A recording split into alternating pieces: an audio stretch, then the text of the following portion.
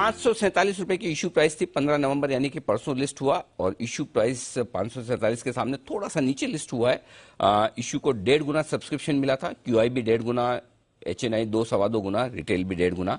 आइए कंपनी के बारे में थोड़ी जानकारी आपको दे दूं अगर इशू के वक्त आपको याद न रहा हो तो। 1987 से इस कंपनी की शुरुआत हुई थी पार्टनरशिप फर्म के तौर पर और अभी 2021 में 20 से ज्यादा देशों में 90 शहरों में 170 ग्राहकों को ये ऑटो पार्ट्स सप्लाई करने का कारोबार करते हैं और देश विदेश की जानी मानी सारी दिग्गज जो ऑटो कंपनियां हैं वो इनके कस्टमर्स हैं, ये आप जानते हैं। आइए स्वागत करते हैं, हमारे साथ संजय थापर साहब कार्यक्रम में हो रहे हैं शामिल, जो एग्जीक्यूटिव डायरेक्टर और CEO हैं कंपनी के। मैकेनिकल इंजीनियरिंग में बैचलर्स की डिग्री ले चुके हैं, ऑटोमोटिव इंडस्ट्री का आपको 30 साल से ज्यादा का अनुभव भी है। टाटा मोटर्स और मिंडा ग्रुप के साथ कामकाज कर चुके हैं और कंपनी की प्रोडक्ट स्ट्रेटेजी और इंटरनेशनल बिजनेस का कामकाज पूरा आपके हाथों में। थापर साहब स्वागत है आपका, धन्यवाद जी बिजनेस के लिए वक्त देने के लिए। सबसे पहले सवाल धन्यवाद ये मेरे को इनवाइट करने के लिए। जी सर। सवाल पहला यही है कि इस वक्त जिस तरह का प्राइमरी मार्केट का मूड माहौल है, इशू 50, 100, 150, 200 गुना आराम से भरते हैं। आपके इशू को रेस्पॉन्स भी ठंडा मिला, मुश्किल से 1.5 गुना भरा, लिस्टिंग भी नीचे हुई।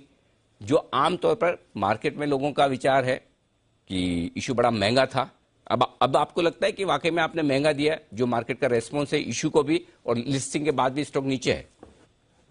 देखिए आप पहले तो शुक्रिया मुझे इनवाइट करने के लिए। तो हमारा प्राइस मेरे ख्याल से उचित है।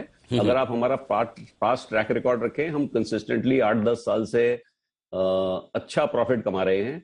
तो हमें कंपनी के फंडामेंटल्स पे कोई भी डाउट नहीं है। हम बड़े कॉन्फिडेंट हैं कि जितने इन्वेस्टर्स ने हमारे स्टॉक में इन्वेस्टमेंट किया है, तो उस लिहाज से वी आर कॉन्फिडेंट कि हम उनकी एक्सपेक्टेशंस पे पूरा उतरेंगे। अच्छी रिटर्न देती है कंपनी, अच्छे प्रोस्पेक्ट्स हैं। तो मार्केट का उड़ाव चढ़ाव तो सेंटिमेंट के हिसाब से भी होता है, तो उससे हमें बहुत ज्यादा कंसर्न नहीं है। ठीक बात है। उचित और आकर्षक में एक फर्क है सर, शब्द दोनों नजदीक नजदीक के हैं। उचित तो हो सकता है लेकिन आकर्षक नहीं था, ये मार्केट का मैंडेट है। मैं अपनी राय नहीं दे रहा हूं, जो बाजार कह रहा है वो आपको बता रहा हूं। एनीवे, जो लोग उचित रिटर्न या उचित प्राइस समझकर पैसा लगाए, इशू तो आपका भरा ही है, 1.5 गुना भी भरा है, अब उनके लिए अपना विजन दीजिए। 3 से 5 साल में कंपनी क्या करेगी, कैसे करेगी, कितना करेगी, ताकि वो इन्वेस्टेड रहे या उनका कॉन्फिडेंस बढ़े। हमने एक तो अपनी कंपनी में बहुत ही स्ट्रांग फाउंडेशन डाली है। कस्टमर्स हमारे पास लगातार, कोई कस्टमर ऐसा नहीं है जो हमारे पास से गया हो। और जो मेजर जितने ब्रांड आप दुनिया में देखते हैं हिंदुस्तान की ऑटोमोटिव इंडस्ट्री में और ग्लोबल कंज्यूमर अप्लायंस ब्रांड्स भी सब हमारे साथ कस्टमर्स हैं। हमारे प्रोडक्ट पोर्टफोलियो को बहुत ज्यादा हमने एनलार्ज किया है पिछले 3 साल में। एक बहुत ही बेहतरीन शानदार प्लांट भी लगाया हमने बैंगलोर में। हमारे पास कैपेसिटी भी बहुत है। तो आने वाले दिनों में डेकोरेटिव इंडस्ट्री का ग्रोथ बहुत ज्यादा होने वाला है, यही क्रिसिल का मानना है। वो कहते हैं कि 20% इंडस्ट्री ग्रो करेगी। हमारा एक्सपेक्टेशन है हम उसको आउट परफॉर्म करेंगे। तो आने वाले दिनों में जो भी इन्वेस्टर्स ने हमारे ऊपर फेथ रखा है उनको अच्छा रिटर्न मिलने का अंदेशा है। और हमारे लॉन्ग टर्म फंडामेंटल्स बहुत ही साउंड है।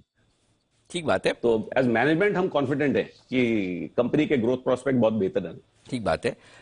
लेकिन एक और जो चैलेंज शायद आपके लिए थोड़ा रहेगा वो है मार्जिन्स को मेंटेन करने का, क्योंकि जो ट्रैक रिकॉर्ड दिखा है सर, वित्त वर्ष 2019 में मार्जिन 29% थे, 20 वित्त वर्ष 2020 में भी इतने, 21 में 30% मार्जिन थे, लेकिन जो इस बार पहली तिमाही के आपके नतीजे मार्जिन घटकर 23.5% रह गए। थोड़ी चिंता है इन्वेस्टर को इस बात की भी कि मार्जिन्स वाकई में बढ़ पाएंगे, थोड़े और कम हो सकते हैं क्या, रॉ मटेरियल के दाम जिस तरह से गिर रहे हैं, इसका एक जरा आउटलुक दें सर।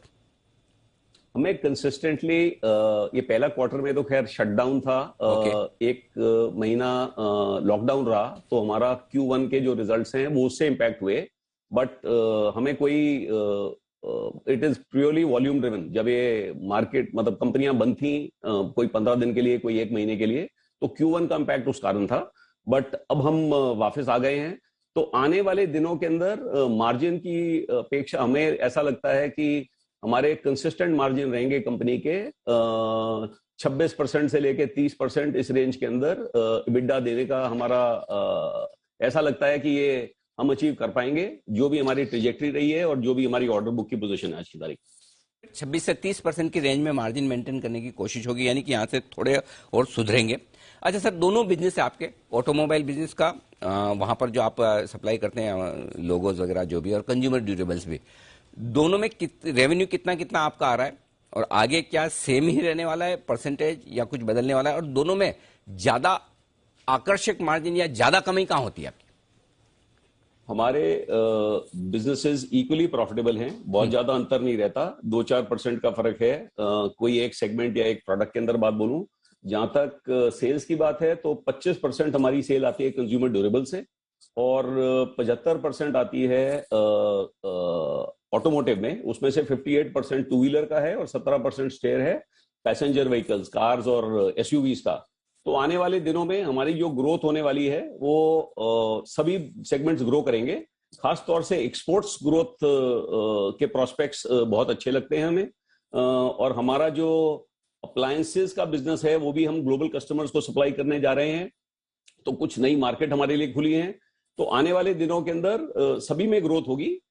शायद कंज्यूमर फेसिंग प्रोडक्ट्स का मार्केट शेयर थोड़ा बढ़ जाएगा, 25% से बढ़ के हमारा अंदाजा है कि 35-40% के आसपास पहुंच जाएगा अगले 2-3 साल में। चलिए, अच्छा है। तो मार्जिन थोड़े सुधर सकते हैं, रेवेन्यू की ग्रोथ बरकरार रहेगी।